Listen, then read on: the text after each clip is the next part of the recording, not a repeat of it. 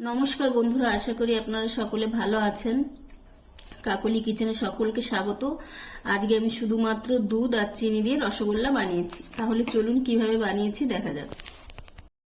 এখানে আমি 2 প্যাকেট দুধ নিয়েছি, মেট্রো রিচ মিল্ক।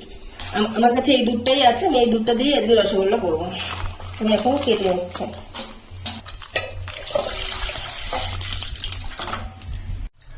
দুধটা আমি গরম করতে বসিয়ে দিয়েছি, এখন ফুটে আসা অবধি অপেক্ষা করব। দুধটা আমার ফুটে উঠেছে, এখন আমি গ্যাসটা অফ করে দিচ্ছি। অফ করে দুধটা একটু ঠান্ডা করে নেব। দুধটা আমার ঠান্ডা হয়ে গেছে, ঠান্ডা না উষ্ণ গরম আছে। এই যে আমি আঙুল ধোয়াতে পারছি, আঙুল চুবাতে পারছি, এরকম অবস্থা। এখন আমি এখানে নিয়েছি 3 চামচ জল আর 3 চামচ ভিনেগার। এখন আমি অল্প অল্প করে দেবো আর ছাড়াতে দেবো।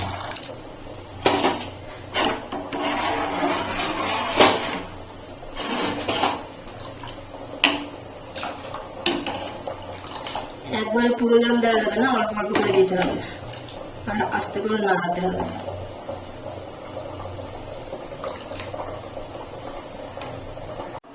এরকম ছানাটা আমার কাটা হয়ে গেছে, সবুজ জলটা বেরিয়ে গেছে, জলটা কেমন সবুজ সবুজ হয়ে গেছে।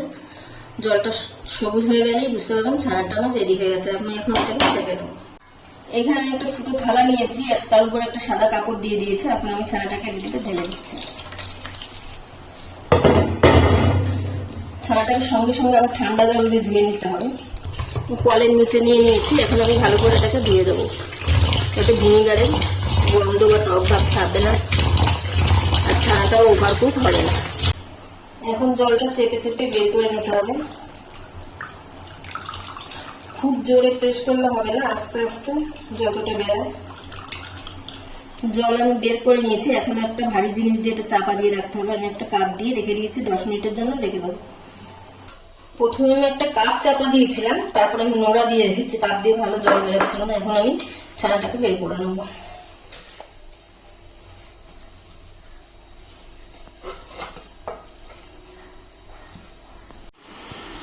ছানাটা এখন আমি ভালো করে মেখে নেব।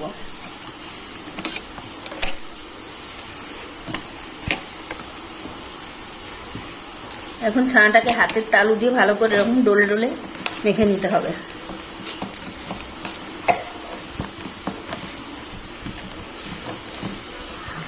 এইভাবে ডলে ডলে 2-3 বার এইভাবে ডলে ডলে নেব। ছানাটা আমি সুন্দর করে মেখে নিয়েছি। আমি 5 মিনিট ধরে এরকম ডলে ডলে মেখে নিয়েছি। কি সুন্দর স্মুথ হয়েছে দেখুন, একদম কোনো দানা বা লাম্পস নেই এর মধ্যে।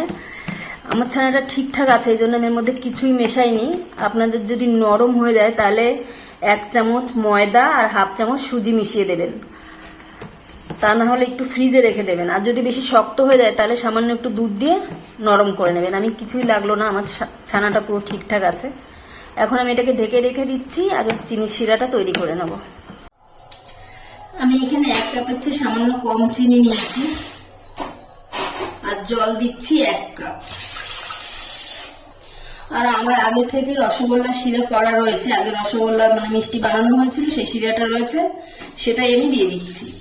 আপনারা এখানে 2 কাপ চিনি আর 3 কাপ জল নেবেন, 1 কিলো দুধের ছানা যদি হয়। এখন পিস পিস করে কেটে নিচ্ছি।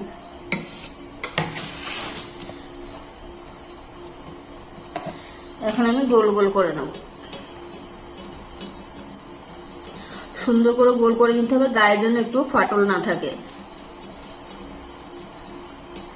আমি খুব বেশি বড় বানালাম না, এই সাইজের আমি বানিয়েছি।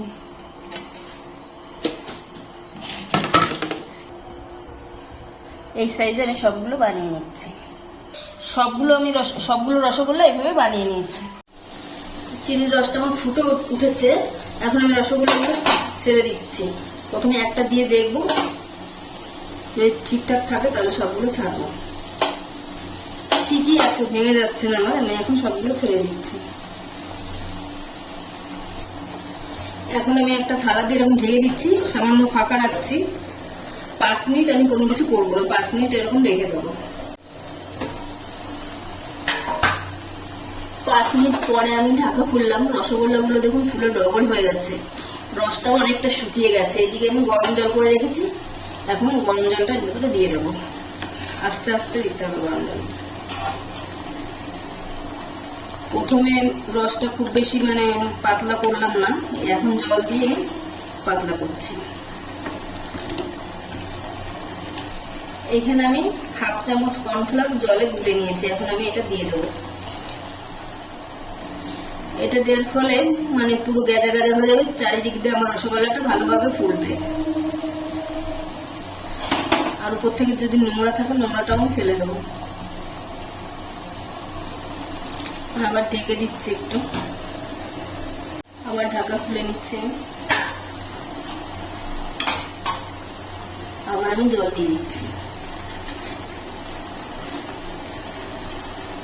আমার চিনিটা পরিষ্কারই ছিল, কোনো গোড়া উপরে ভেসে ওঠেনি। এরকম ভাবে আমি 3-4 বার করবো, মানে ঢেকে দেবো, আবার 2-3 মিনিট পরে একটু একটু করে জল দেবো। এই যে কর্নফ্লাওয়ারটা দেওয়ার পরে পুরো একদম বুঝা যায় ভর্তি হয়ে গেছে আমার। যদি নোংরা থাকে উপরে তাহলে উপর দিয়ে এইভাবে ফেলে দিতে হবে, সাইড সাইড দিয়ে নিয়ে নোংরা ফেলে দিতে হবে। আমারটা এরকম নোংরা নেই। রসগোল্লা গুলো হয়ে গেছে, কারণ কিভাবে বুঝতে হবে, মানে অর্ধেকটা আমার রসের ভিতরে ডোবানো রয়েছে, তার মানে পুরো রস ঢুকে গেছে ভেতরে, আর অর্ধেকটা উপর দিকে ভেসে আছে।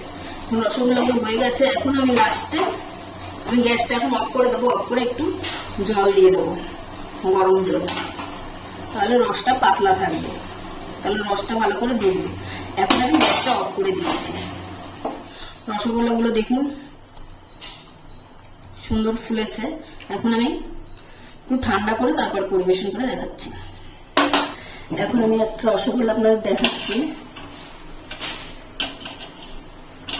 কতটা রস ঢুকেছে এর ভিতরে।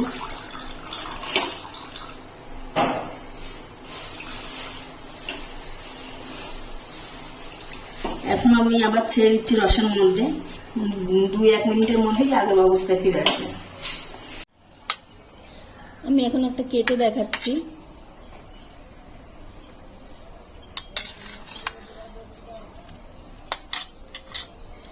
দেখুন ভেতরটা কত সুন্দর জালি হয়েছে। রেসিপিটা আমার তৈরি হয়ে গেছে। ভিডিওটা যদি ভালো লাগে তাহলে একটা লাইক করবেন, সাবস্ক্রাইব করবেন এবং কমেন্টে জানাবেন কেমন হয়েছে।